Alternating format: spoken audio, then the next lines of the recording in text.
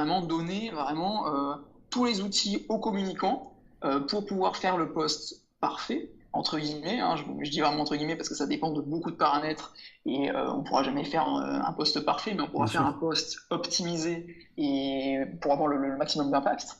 Mais du coup, voilà, il y a plein, enfin à mes yeux, il y a plein de possibilités d'évolution pour ce genre d'outils tel que le nôtre, pour toujours, en somme, simplifier la vie des communicants, quoi. Et aussi leur proposer des outils qu'ils ne maîtriseraient pas si on n'avait pas simplifié l'utilisation de ceux-ci. Bienvenue sur le podcast Interaction, animé par Julien Dubouré, consultant en social media. Et Julien Bréal, spécialiste en acquisition client sur Internet. Chaque semaine, nous partons à la rencontre des professionnels du digital qui partagent avec nous leur histoire et leur expérience. N'hésitez pas à laisser une évaluation sur iTunes et à vous abonner. Bonne écoute. Donc on va commencer, Jonathan. Déjà, merci beaucoup du coup de m'accueillir pour ce nouvel épisode du podcast Interaction. Avec grand plaisir. Du coup, toi, tu es le CEO, c'est ça, d'une solution donc, d'un outil qui s'appelle Swelo, qui permet en fait aux communicants de gérer simultanément plusieurs réseaux sociaux. Oui. J'aimerais déjà, pour commencer, que tu nous dises un petit peu comment tu en es arrivé du coup à créer cette solution, quel a été un petit peu ton parcours, et après aussi expliquer du coup vraiment un petit peu pour les gens qui débutent aussi, qui ne comprennent pas forcément aussi ce que c'est Swelo, qu'est-ce qu'il y a comme particularité sur cette interface.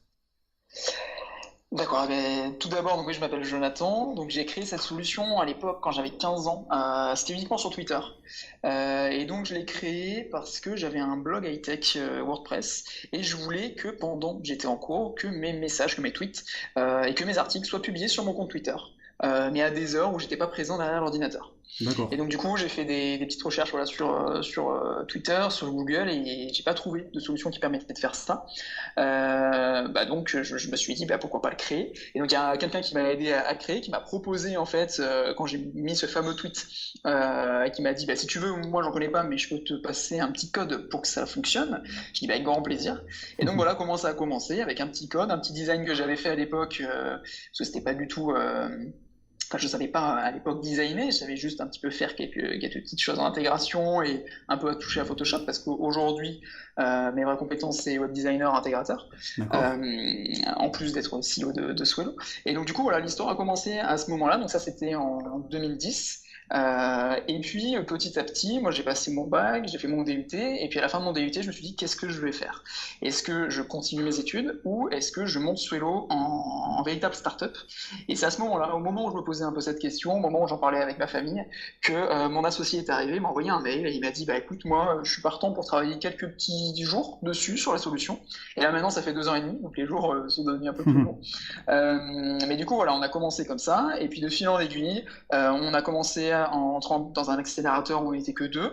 On a recruté notre premier stagiaire qui est devenu notre premier employé. Puis ensuite, là, en juin dernier, on a levé près de 500 000 euros. Il y a 4 fonds d'investissement. Donc, il y a la région PACA Investissement, il y a Créazur, il y a Var Business Angels et Olbia Invest. Et donc, du coup, avec ces investisseurs, on a pu, et grâce à notre levée de fonds, on a pu embaucher du monde. Donc, aujourd'hui, on est 6.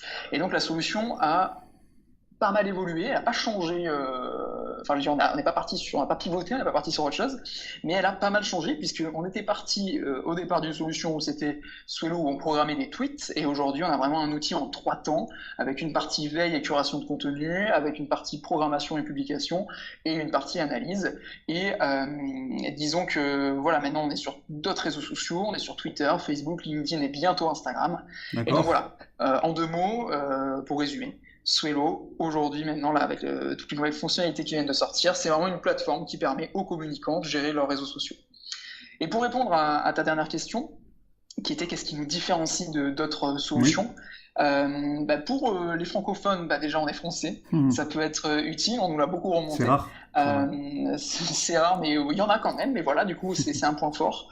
Autre chose, c'est notre ergonomie. On essaie vraiment de faire une plateforme très très simple pour gagner un maximum de temps, véritablement. Et enfin, je dirais nos fonctionnalités inédites. On a pas mal de fonctionnalités qui nous permettent de nous démarquer face à la concurrence.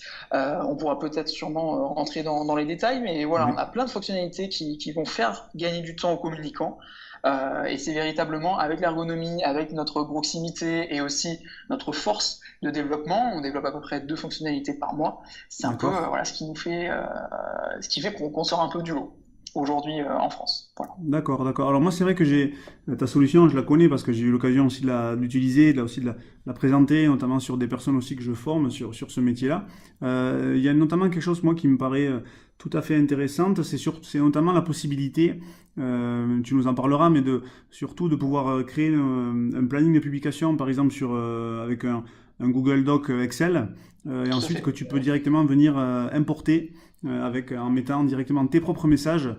Et ça, c'est une solution qui est souvent, je pense, qui est vraiment intéressante. Après, j'aimerais quand même que tu nous donnes ton avis sur. Moi, j'entends beaucoup aussi parler par rapport à ces outils, donc qui sont des outils pour gagner du temps, hein, pour faire un petit peu aussi d'automatisation. On dit parfois qu'il y a des limites aussi sur l'utilisation de ces outils et que ça peut parfois aussi porter atteinte, tu sais, en termes de reach aussi, parce que tu ne publies pas directement depuis en fait le réseau social en question. Alors, par rapport à cette question-là, faut savoir que nous, ce n'est pas du tout un outil d'automatisation. On est vraiment contre l'automatisation. D'accord. Mais plus de programmation. Alors, quelle est la différence, tu vas me dire? La différence, c'est qu'il y a un humain derrière. C'est-à-dire que l'automatisation, l'humain va arriver, va paramétrer l'outil et va laisser faire. La programmation derrière, il y a quelqu'un qui réfléchit au calendrier éditorial, il y a quelqu'un qui va vraiment suivre une ligne éditoriale précise qu'il avait définie avec son équipe ou lui-même, avec sa stratégie en tout cas. Voilà, nous c'est vraiment une plateforme de programmation, maintenant de veille et d'analyse, mais surtout pas d'automatisation. Et disons que je dis qu'on est contre l'automatisation, après dans certains cas ça peut être adapté, mais à mes yeux et à nos yeux, si on veut faire du contenu qualitatif qui sort de l'ordinaire, faut éviter l'automatisation, à mes yeux. D'accord. Pour revenir sur l'import CSV, donc ça s'appelle l'import CSV, le petit, donc c'est un document Excel où il y a 4 colonnes, une colonne date, une colonne heure, une colonne message et image. Effectivement, ça peut faire gagner pas mal de temps. Alors nous, ça en plus, c'est une fonctionnalité qui a été demandée par un des grands groupes qui travaille avec nous.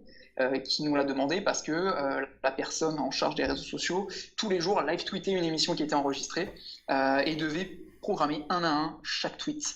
Et là, ce qu'on permet de faire, c'est qu'on prépare son calendrier sur ce document Excel et puis après, on l'importe sur Swello et tout est programmé d'un coup.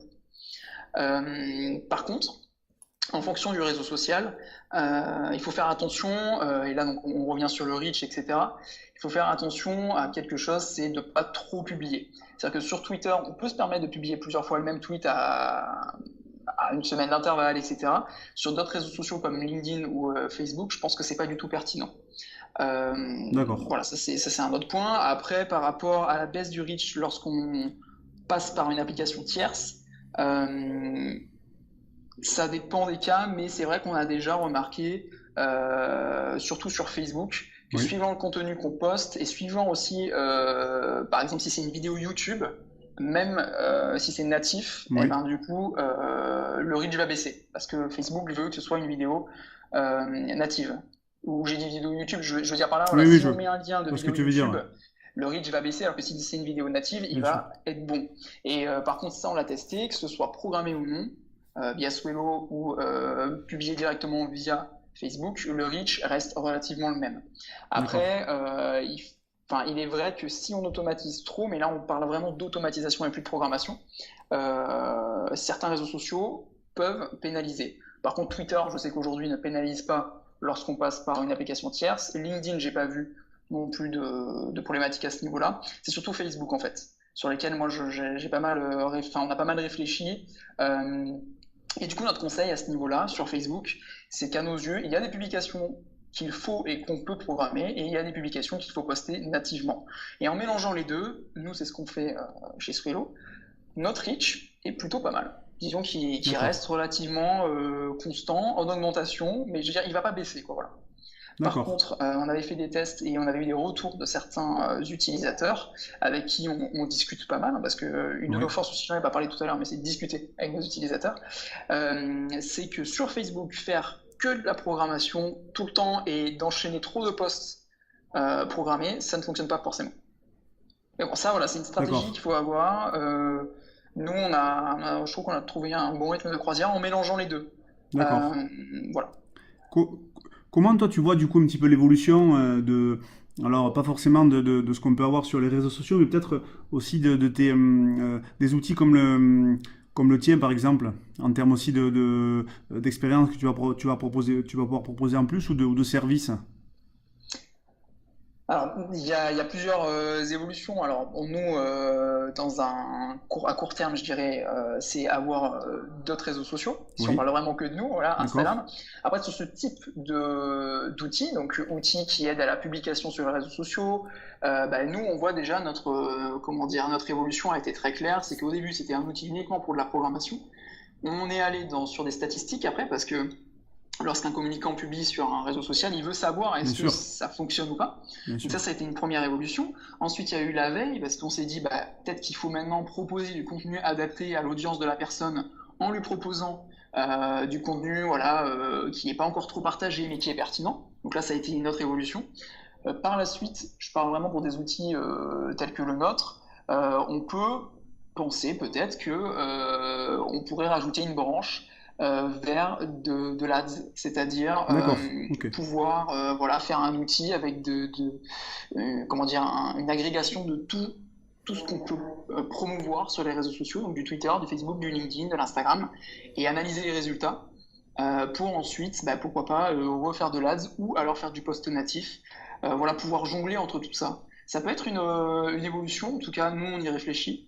Mais ça peut être une évolution, voilà, pouvoir gérer. En fait, c'est ça le but, hein, c'est pouvoir gérer simplement tout au même endroit. Et une autre évolution, ça peut être de la modération qui peut rentrer Bien sûr. en compte aussi. Ça peut être là, il y a une de nos fonctionnalités qui va sortir enfin qui est déjà en bêta, mais qui va sortir officiellement dans quelques semaines.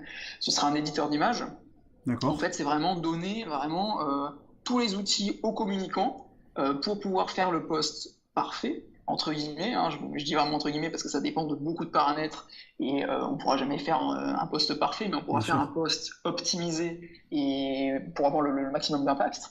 Mais du coup, voilà, il y a plein, enfin à mes yeux, il y a plein de possibilités d'évolution pour ce genre d'outils tel que le nôtre pour toujours, en somme, simplifier bah, la vie des communicants, quoi. Et aussi leur proposer des outils qu'ils ne maîtriseraient pas si on n'avait pas simplifié l'utilisation de ceux-ci. Je pense à l'éditeur d'image. Oui, C'est pas, enfin pas tout le monde sait ou peut utiliser Photoshop. bien Par sûr. contre, nous, on va essayer vraiment de rendre accessible au plus grand nombre l'éditeur d'image pour qu'en quelques clics, voilà, la photo soit clean, pro, propre et puisse être utilisée sur les réseaux sociaux alors que c'est pas votre boulot de base, quoi. Voilà. D'accord, d'accord.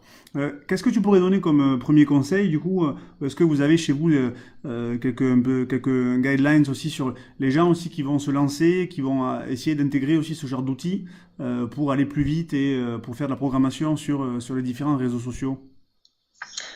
Bah, le conseil, je pense, le premier qui est important, c'est d'avoir une stratégie et un calendrier éditorial établi. D'accord? Alors quand je dis établi, enfin, en fait, on va perdre du temps à réfléchir à chaque fois si on est devant l'outil comme ça, juste à dire qu'est-ce que je vais pouvoir programmer pour demain. Bien sûr. Je pense qu'en amont, il faut réfléchir. Donc, soit si on est seul, ben voilà, avoir sa propre stratégie et savoir où est-ce qu'on va, soit en discuter avec son équipe et dire voilà, voilà les objectifs à court, moyen et long terme.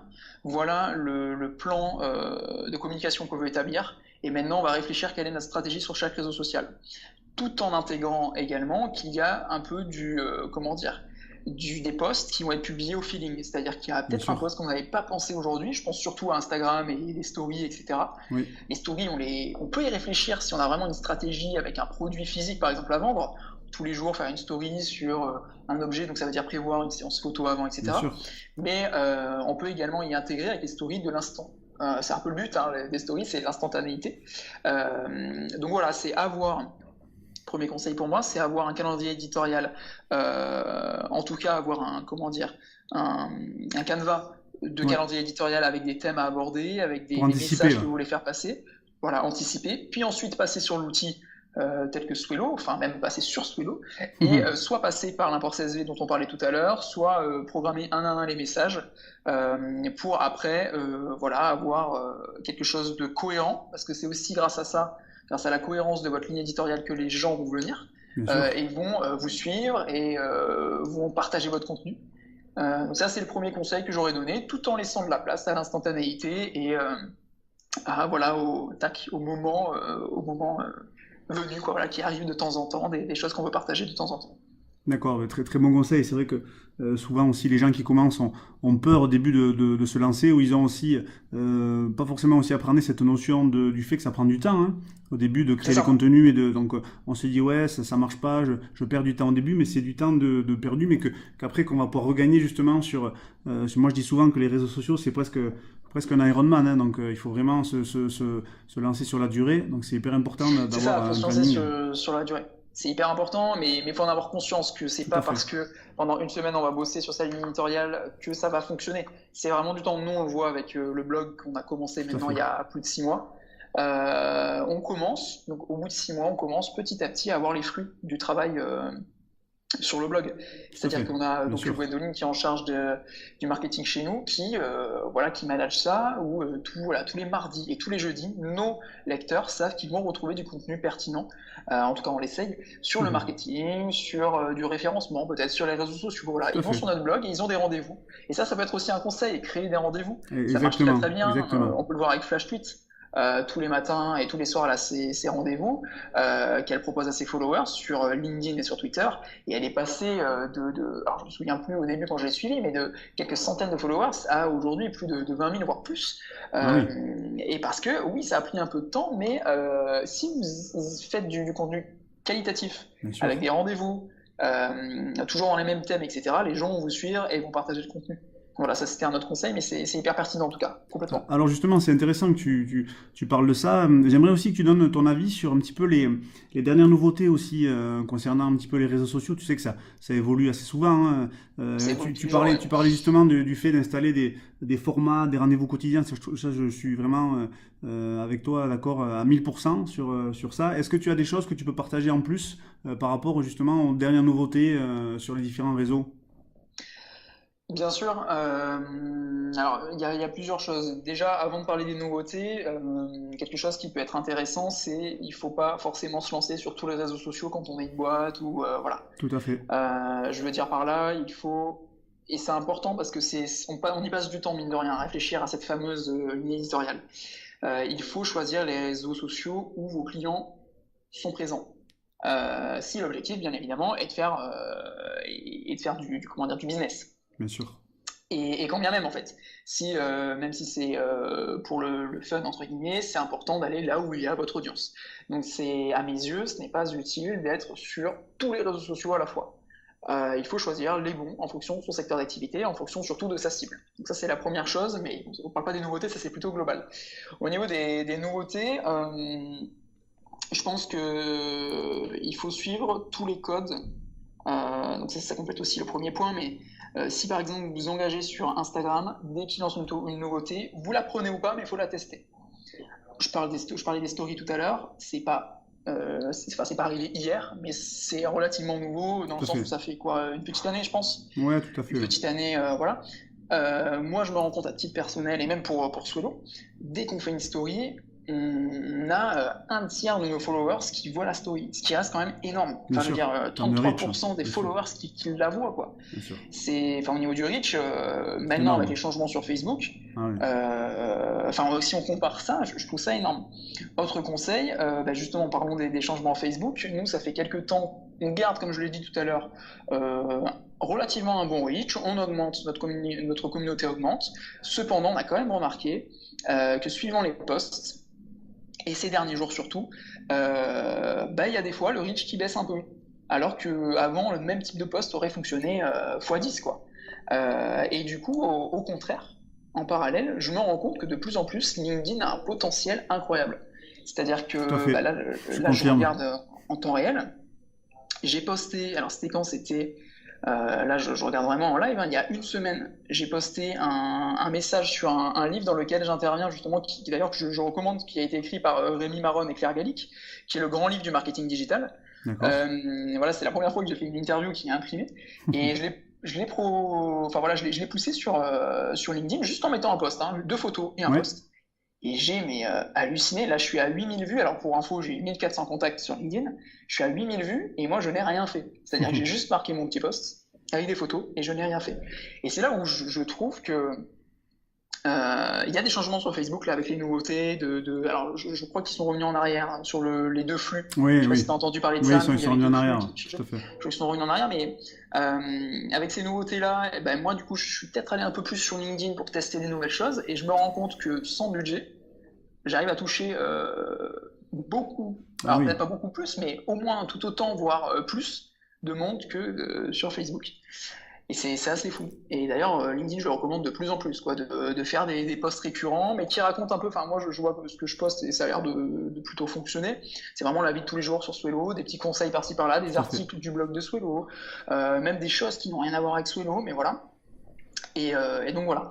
Sur les nouveautés, moi, je pense que les stories, c'est vraiment une bonne chose parce que le reach est assez fort. D'accord. Donc ça, c'est pour Instagram. LinkedIn, faut y aller à fond, même si ça fait longtemps à mes yeux qu'ils n'ont pas sorti de grosses nouveautés. Mais faut y aller. S'il y a une petite nouveauté qui est sortie sur LinkedIn et qu'il faut utiliser, je sais pas si tu le sais, c'est on peut mettre maintenant jusqu'à 4 photos par post. Ah, C'est d'accord. encore un peu invisible parce qu'ils le mettent pas trop en avant, mais en fait, quand on ajoute une photo, on peut en sélectionner 4. Et c'est pertinent dans le sens où, bah, du coup, la personne n'a pas qu'un Bien seul sûr. média, mais plusieurs. Et donc, c'est toujours bien d'avoir différents médias à proposer à son audience. D'accord. Ça, c'est sur LinkedIn. Sur Facebook, par rapport aux nouveautés, je suis pas hyper content, entre guillemets. Enfin, j'étais pas hyper content de cette division de Ouais. timeline. Parce que bah, nous, en tant que start-up, on n'a Ah pas un oui, budget pour les limité, du annonceurs, coup, bien sûr. ça va nous pousser à mettre du budget, alors que bah voilà, c'est pas forcément ce qu'on veut. Et d'un côté, bah du coup, nous, on a vraiment diminué la promotion de nos posts Facebook. On en faisait certains avant. On avait même testé de faire carrément une campagne sur Facebook. Oui. Et là, avec la division des timelines, ça m'a un peu refroidi. Mais bon, on va continuer à tester, à trouver d'autres solutions. Mais LinkedIn peut en être une. Donc voilà pour Facebook. Et sur Twitter, pour moi, une nouveauté qui nous a quand même marqué, mais qui n'a pas été, qui n'a pas été très grave, c'est les 280 caractères. Bon, Tout à maintenant, ça fait. fait quoi? Ça fait plusieurs mois, hein, ça doit Tout faire à bien fait. 6 mois. Bon, ça s'est bien passé, entre guillemets. Nous, notre conseil, c'est toujours ça, parce que dans Swello, on a toujours ce petit outil de coach Oui. qui permet en temps réel d'analyser votre message, comme je disais tout à l'heure, pour qu'il ait le plus d'impact possible en fonction de votre communauté. Et notre conseil à l'intérieur de ce coach n'a pas changé. Il faut toujours garder pas le moins de caractères possible, mais entre 70 et 110 caractères, même si maintenant on peut aller jusqu'à 280, parce que c'est pas parce qu'on a plus de caractères que nous, en tant qu'humains, on lit plus vite ou D'accord, qu'on c'est voit vrai. plus de choses d'un coup. Donc ça reste du contenu encore en plus. Voilà, faut quand même réfléchir à chaque fois qu'on met un message. Est-ce que tout va être lu ou pas? Enfin voilà, c'est des choses qu'il faut réfléchir. Donc sur cette nouveauté-là, sur Twitter, je trouve que on avait entendu, enfin ça avait fait pas mal de bruit, il y avait même des gens qui avaient râlé. Mais en définitive, c'est pas très très grave tant qu'on suit les petites règles entre guillemets voilà, pas trop pas utiliser à chaque fois les 280 caractères, quoi. D'accord. Bah, c'est Voilà. vrai que je suis d'accord avec toi, et en plus c'est vrai que Twitter c'est aussi un peu le royaume de l'obésité d'information, hein. Et puis on sait aussi que les réseaux sociaux c'est en moyenne le taux d'attention, et c'est rare qu'il soit plus supérieur à 10 secondes avant qu'une personne puisse s'engager avec une publication. C'est vrai que Twitter ils ont augmenté, ils ont ouvert par rapport au nombre de caractères, mais je suis assez d'accord avec toi sur ça. Moi d'ailleurs Twitter j'utilise quasiment plus, à part pour les clients, ça, mais sinon moi je considère que c'est très très compliqué pour arriver à avoir de la visibilité, alors que c'est vrai LinkedIn, il y a LinkedIn, surtout ce qui est intéressant, c'est qu'il y a 80% des profils qui sont inactifs. Donc ça veut dire que dès que tu prends la parole, automatiquement, l'algorithme aussi, il le prend en compte. Et moi, c'est comme toi, j'arrive à avoir des visibilités qui sont vraiment extraordinaires. Ouais. Clairement, il y a vraiment des opportunités, je pense aussi, business à faire sur LinkedIn. Mais c'est vrai que c'est maintenant, et parce que le marché francophone, on est toujours un petit peu en retard. Et Tout à fait. là, ça va vraiment s'activer de ce point de vue-là, c'est certain. Et d'ailleurs, sur LinkedIn, justement, nous, là, on permet désormais donc, la programmation de posts, qui n'est pas possible en natif, hein. Oui, Via Swello, là, on peut programmer sur des pages et des profils, des pages d'entreprise et des profils perso sur LinkedIn, et c'est vraiment intéressant. Il y a une des fonctionnalités d'ailleurs qu'on a ajoutées par rapport à LinkedIn depuis qu'on l'a sur la plateforme, c'est la prévisualisation du post. d'accord. Je sais pas si ça t'est arrivé, toi, quand tu écris un post, tu as toujours le voir plus en bas à droite si tu le fais trop long, Oui, justement. Sur Swello, du coup, tu peux vérifier quand est-ce que ça va couper ton texte et du coup l'adapter pour justement que ça se coupe au bon endroit ou alors que ça ne se coupe pas tout simplement. Et ça c'est hyper intéressant et en plus de le programmer aussi en amont, bah pareil, on est toujours dans une idée de ligne éditoriale, etc. à suivre et c'est hyper intéressant et comme tu l'as dit, je pense que c'est maintenant qu'il faut accentuer son effort sur LinkedIn parce que c'est maintenant où eux n'ont pas encore bridé avec de la monétisation derrière, et les gens s'y intéressent de plus en plus. Donc c'est un peu le moment, à mes yeux, où, voilà, où faut utiliser LinkedIn. mais de toute façon, ça tombe bien parce que maintenant, on peut programmer du coup depuis Swello pour Bah, tout à fait, LinkedIn. ça va dans le... Ça va dans le c'est bon ça. sens, quoi. Non, Exactement, ça va dans le bon sens. c'est une bonne nouvelle. Qu'est-ce que tu préfères, toi, dans ton métier au quotidien et quelles sont les choses que tu aimes un peu moins faire aussi, du coup, au quotidien?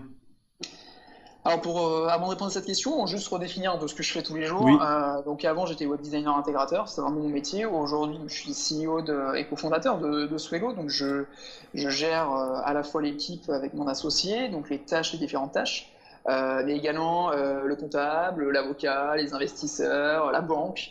Donc ta question qui est qu'est-ce que j'aime bien et qu'est-ce que j'aime moins, en fait, si j'aurais dit j'aime tout. C'est-à-dire que c'est un peu un défaut, hein. Attention, d'accord. parce que quand on aime tout, on n'a pas le temps de tout faire. Oui. Et c'est là où, quand on a une équipe, c'est hyper intéressant parce qu'il faut savoir déléguer petit à petit. Et ça se fait parce que nous, voilà, comme je l'avais dit au début, on était deux, puis trois, puis six. Donc ça s'est fait progressivement, petit à petit. Mais du coup, non, j'aime tout ce que je fais. Et j'aime surtout quand on arrive à découvrir de nouvelles choses et à apprendre de nouvelles choses. Parce que c'est un peu ça la force des startups, enfin, à mes yeux, c'est pouvoir tester des choses, aller vite, apprendre de nouvelles choses, discuter, échanger avec toute l'équipe et se dire ok ça on y va, on teste, on a 2 heures pour le faire, si ça marche ça marche, si ça marche pas ça marche pas. Donc voilà, j'aime à peu près tout, même les échanges, enfin même faire la compta, même faire voilà, c'est des choses que je savais pas du tout faire avant. Et c'est intéressant. Après, voilà, si on doit rentrer dans ce que j'aime moins, mais ce serait pas ce que j'aime moins, c'est plus enfin, quelles sont les tâches que je n'ai plus le temps de faire. D'accord. Typiquement, ce serait voilà, la compta. J'aimerais bien plus me concentrer sur une partie que j'aime bien, qui est le design, bien évidemment, mais aussi un peu de commercial que j'aime bien, et aussi le management, parce que voilà, on a une vision qu'on a établie avec mon associé, qu'on a présentée à nos investisseurs et qu'on doit suivre. Et ça me plaît voilà, de bosser avec l'équipe en me disant ok, là on va là on fait ça, tac, tac, tac. Enfin, voilà, ça c'est vraiment ce que j'adore. Et disons que j'aime tout ce que je fais, c'est juste qu'il y a aujourd'hui des tâches que j'aimerais déléguer pour me dégager plus de temps. Voilà, tout simplement. D'accord. Et est-ce que tu pourrais aussi partager quelques ressources ou des outils que tu utilises aussi en plus pour être plus efficace? Ça peut être sur les réseaux sociaux, ça peut être Bien aussi sûr. au niveau de ta productivité, pour aider au maximum aussi les gens qui nous écoutent. Alors, bien sûr, avant de partager un outil, je vais partager comment dire, une expérience Oui, et une astuce. super. Avant la levée, en fait, j'ai toujours mon portable, etc. avec moi, mais avant la levée, j'avais toutes mes notifs sur le portable. C'est-à-dire que dès que je recevais un mail, bim, ça vibrait. Dès que j'avais un message, bim, ça vibrait D'accord. sur Slack, enfin, etc., etc. Et après la levée, il y avait eu quand même il y a eu beaucoup de retombées, tant mieux pour nous, c'est vraiment cool. Oui, Sauf que mon portable ne s'arrêtait pas de vibrer. Et j'ai pris la décision de couper toutes les notifs. Et les seuls notifs qui me restent, c'est mes messages et mes appels. Mais du coup, ça c'est une astuce. J'ai gagné en productivité, mais fois 10 quoi. C'est-à-dire que maintenant, c'est pas le téléphone qui me dit hé, Jonathan, il faut que tu regardes le portable, parce que là, il y a un mail que tu as reçu. C'est moi qui me dis ok, est-ce que j'ai des mails? Est-ce que j'ai envie d'aller voir mes mails? Si oui, j'y vais. Et en fait, ça songe, je mets juste tout. Parce que du coup, au lieu d'être sans arrêt dérangé, c'est moi qui me dis ok, là voilà, je me prends 10 minutes et je vais faire un check de tout, et une fois que c'est fait, c'est fait. Et je reviendrai dans quelques heures ou demain, voilà, enfin plutôt dans quelques heures, et je recheckerai à nouveau. Est-ce que j'ai des mails, est-ce que voilà, etc., etc. Donc du coup, ça c'est la première astuce. Après, en outil pur et dur, on a Trello. Je pense Ouais, je pense que tu as dû déjà en parler, mais on en parle souvent. Trello, nous on s'en sert pour tout ce qui est tâches dans l'équipe. Dès qu'on pense à quelque chose, tac, on met une tâche, on met une durée, une importance, et c'est parti. Et ça permet aussi de ne rien oublier. Une deuxième application qui est cool, c'est Slack.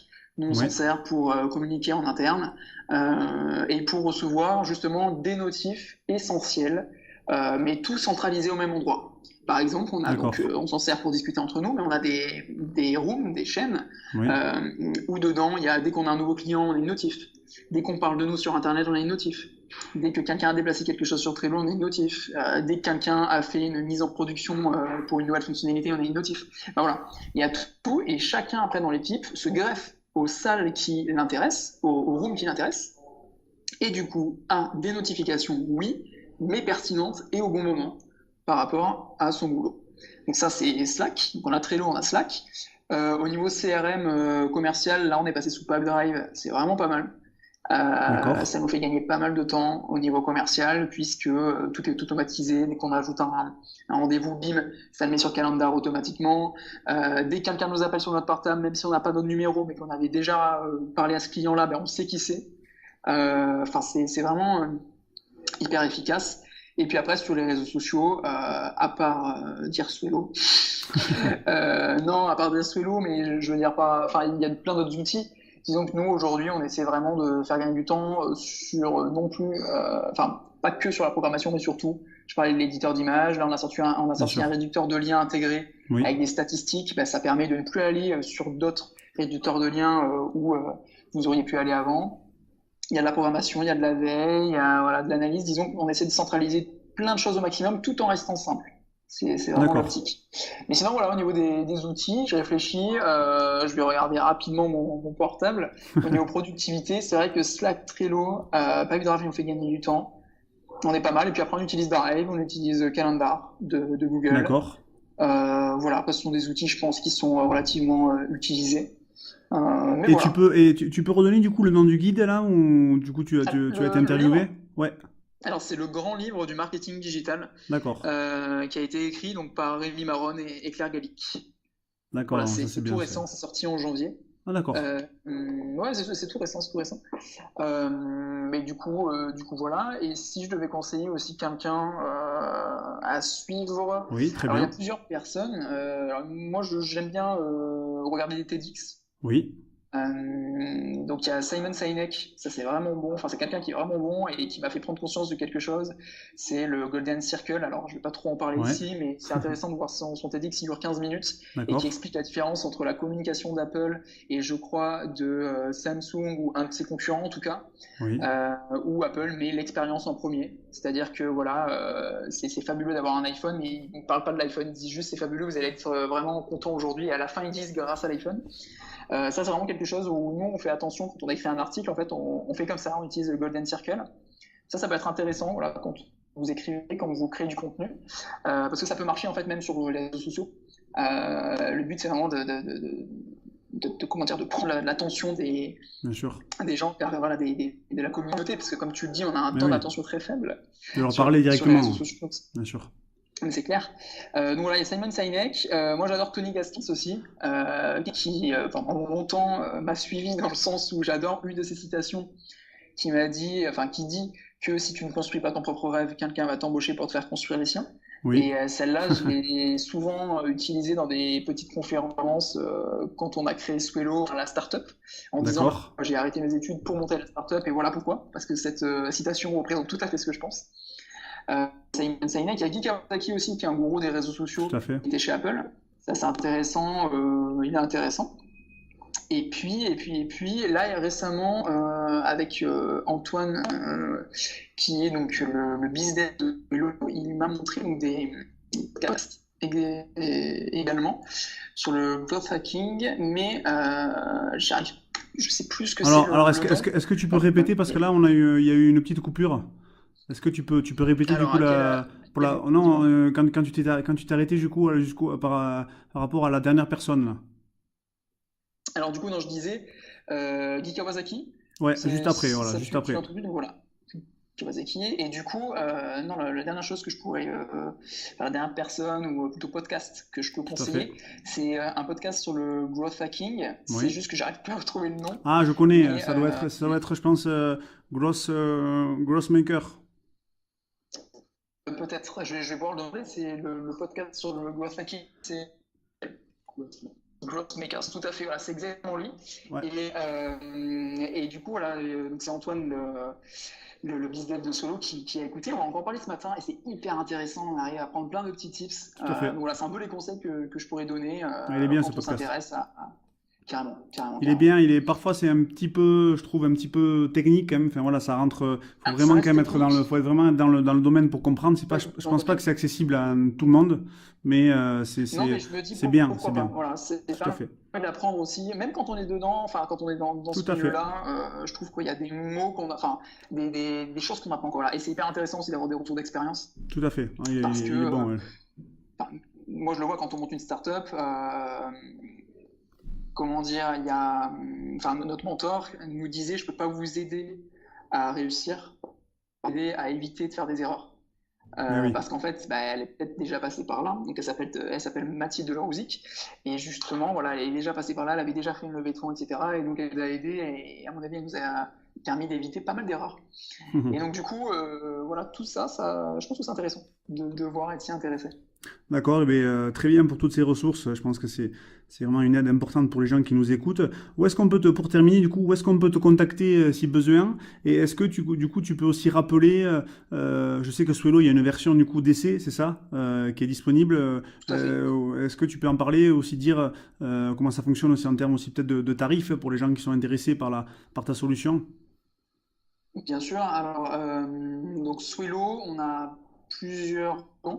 Il y a un plan gratuit à vie avec 40 messages programmables sur les réseaux sociaux. Et puis ensuite, il y a des abonnements qui vont de 9 euros à, alors il n'y a pas forcément de limite, mais 9 euros. Après, il y a un plan à 29, à 79, 199, etc. En fonction de la taille de votre équipe, en fonction de ce dont vous avez besoin. Et on a deux types de facturation, mensuel sans engagement et annuel où on vous offre 2 mois gratuits. Et effectivement, comme tu l'as souligné, on a une version d'essai de 7 jours, 7 jours, voilà. où vous pouvez tout tester vraiment en illimité. Alors il y a quand même des limites au niveau du nombre de postes programmables, mais voilà, vous pouvez tester toutes les features payantes pour, je l'espère, y prendre goût. Et du coup, donc ça, voilà, c'est accessible sur swelo.com tout simplement. Et pour me retrouver personnellement, il suffit d'aller sur Twitter, Facebook, LinkedIn ou Instagram, et soit par mon nom prénom, donc Jonathan Noble, soit par mon pseudo qui est Gafisme, Gafis. Et voilà, vous pouvez me retrouver sur les réseaux sociaux ou en marque. Dans tous les cas, vous allez retomber à un moment donné sur moi ou sur Swelo, tout simplement. Voilà. Jonathan, merci beaucoup pour tes réponses précieuses. J'espère que ça va aider. Merci beaucoup à toi, Julien. J'espère que ça va aider aussi beaucoup de personnes sur ça. Je te dis du coup à bientôt. Je te souhaite une bonne continuation. Parfait. Pareil. Bonne continuation et puis à très bientôt. Et encore merci. Merci d'avoir écouté cet épisode. Si ce podcast vous a plu, n'hésitez pas à laisser un avis positif sur iTunes. Vous pouvez nous retrouver sur LinkedIn à Julien Bréal et Julien Pibouret. À bientôt.